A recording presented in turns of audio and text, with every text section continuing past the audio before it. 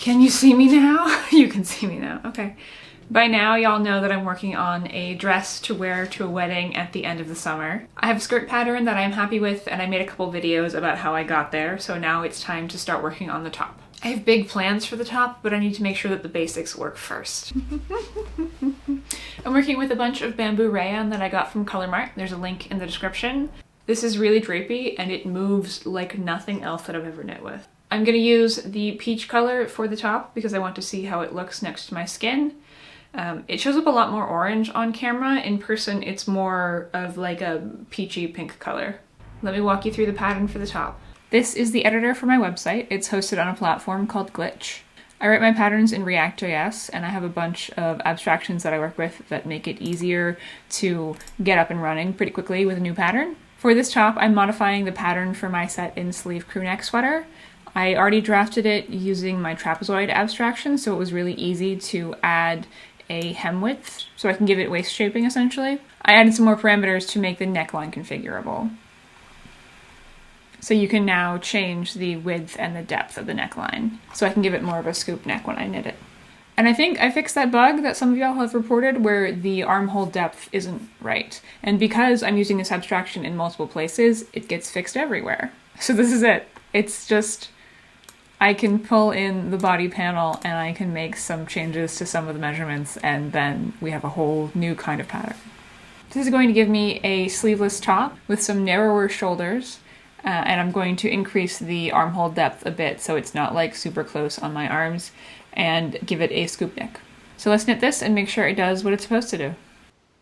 I'm starting with the same E-wrap cast on. This yarn doesn't roll up as much as acrylic or wool does, so this is fine for the hem.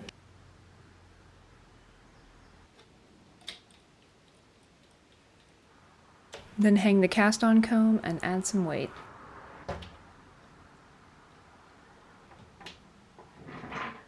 Then it's just knitting and increasing until the underarm.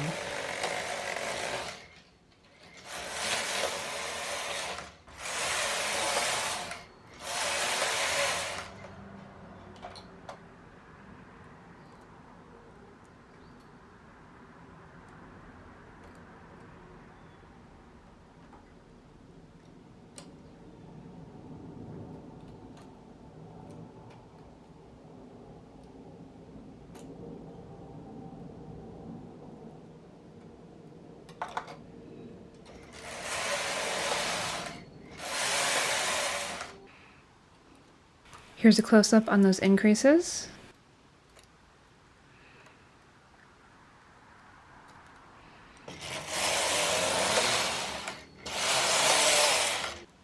Then bind off for the shelf.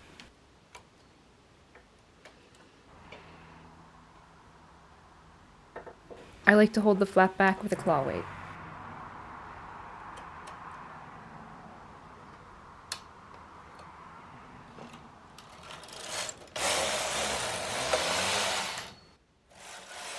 And now decreases for the underarm.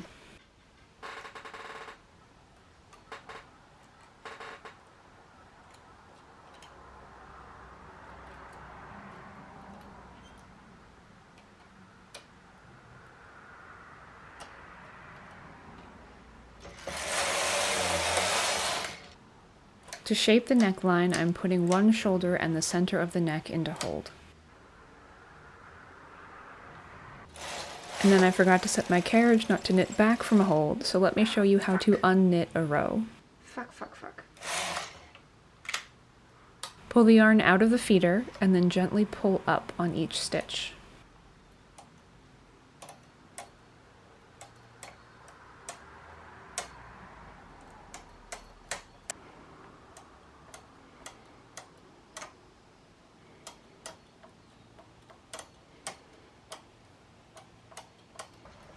Pull the carriage off one end and put it back on the other side.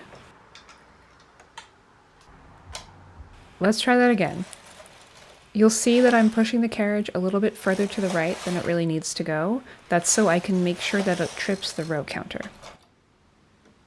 Then I'm just decreasing on the inside edge of the neckline.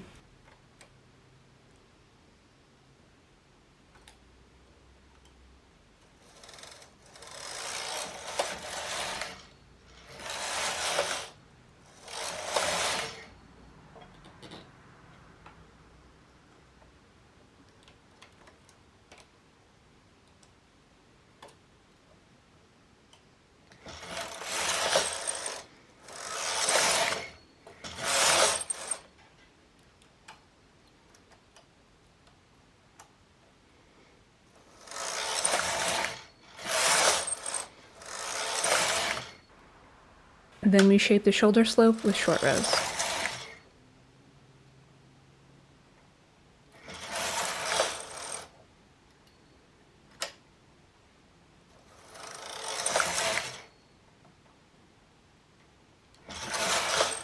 When you get to the end, put everyone back into work and then cast off around the gate pegs.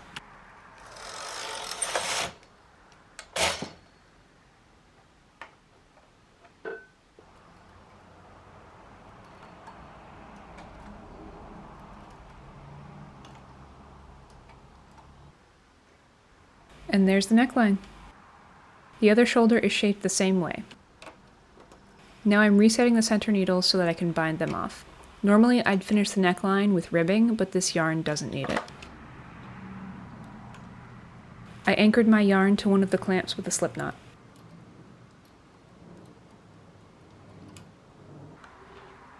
Here's the front. The back is the same up through the underarm decreases.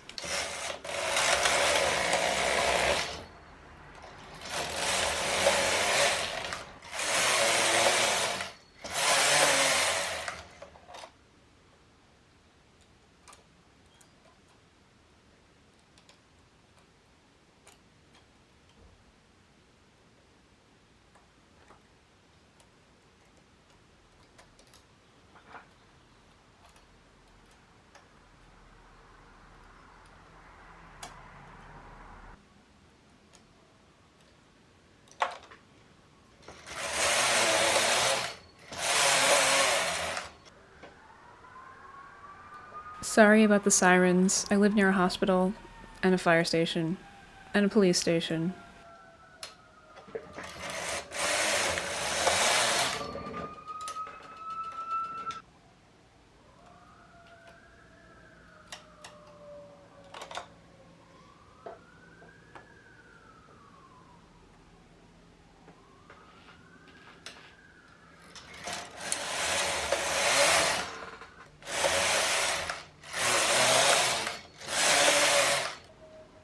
More short row shaping. Maybe 6. On the back, the inside of the neckline and the shoulder are shaped at the same time.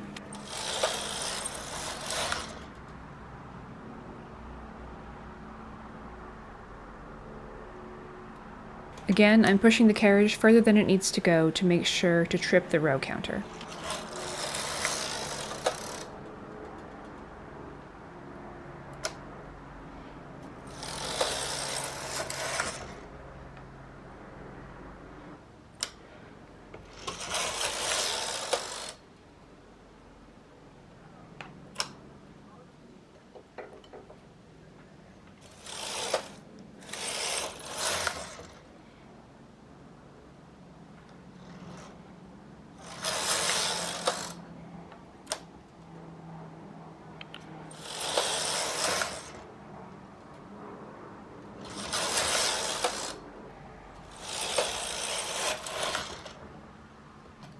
And then bind off.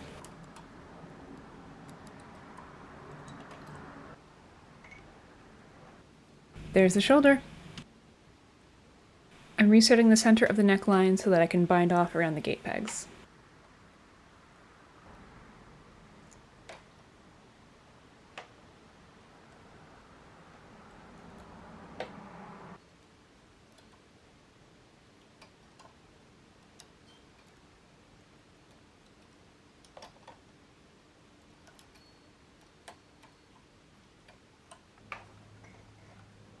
And there's the back. Join the shoulders.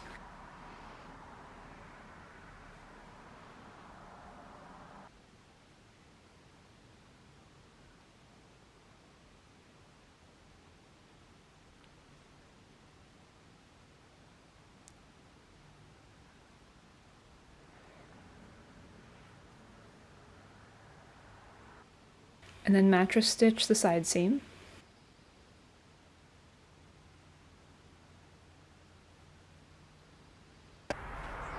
And here's the assembled top.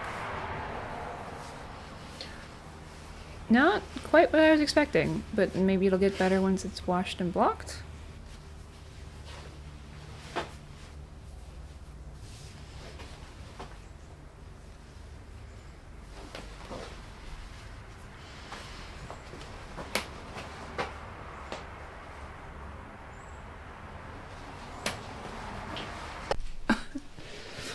Here it is, washed and blocked. I'm not happy with it.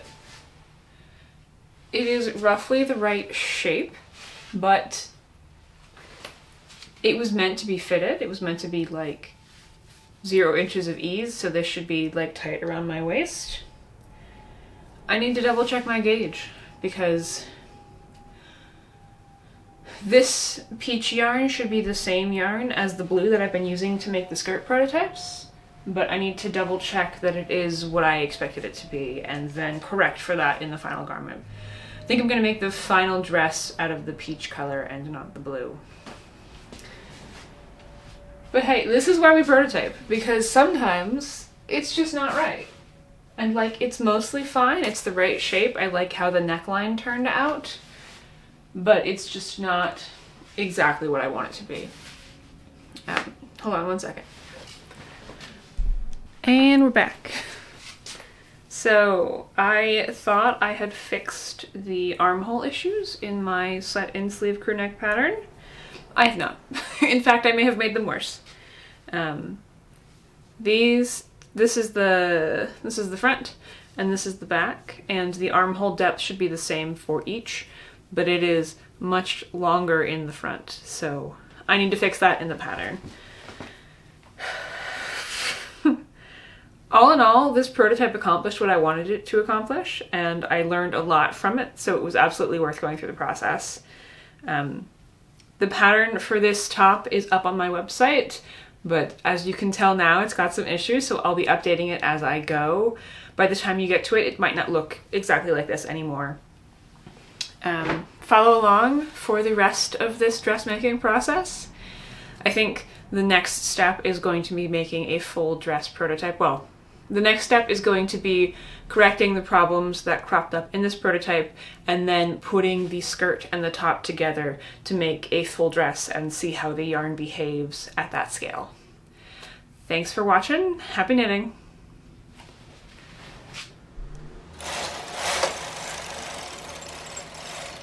Oh, fuck. Fuck.